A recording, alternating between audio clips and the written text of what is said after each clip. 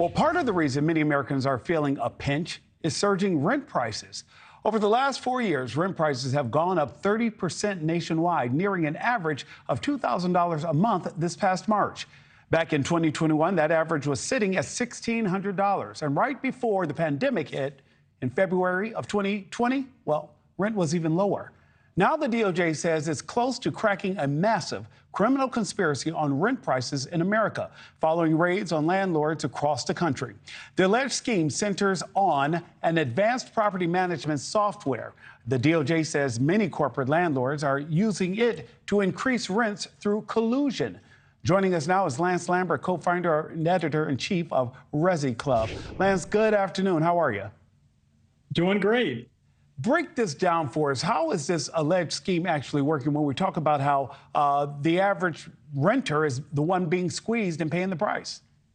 Yeah, so the accusation here is that through RealPage, that several landlords across the country, these bigger multifamily developments, were working together to collude to push up rents at the same time by similar amounts.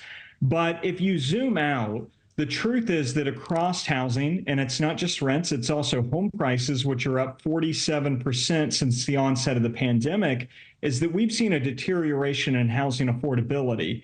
And it's in rents and it's in housing. And so maybe, some of the practices here are illegal and they're going to get, taken out of the market. But big picture, what fundamentally pushed up housing prices and rents is much bigger than any potential collusion in the market. And Lance, is it necessarily collusion if the properties in a particular town or neighborhood go up simply because they know that there's supply and demand? Well, I think if you're, all getting together, whether it would be like Coca-Cola or Pepsi, and you have the market and you all do it at the same time, I think that's where you get into that shaded area. And that's some of the accusation here against some of these multifamily developments. But what allowed them to be able to do this really is the economics. The pandemic economics, where you had an acceleration in demand for housing space. You had all of that stimulus money, and then an inflationary shock that rolled through the economy and hit the housing sector the hardest. Right now, home repairs are actually up 47% since the beginning of the pandemic, and soon home insurance will also be up that much. So it's not just rents, it's home prices, it's home repair, it's the whole housing sector really just been a squeeze there. And then if you zoom out of the housing sector and you also factor in mortgage rates in the purchasing market, they've gone from 3% to 7%. So that deterioration in housing affordability has been very tough.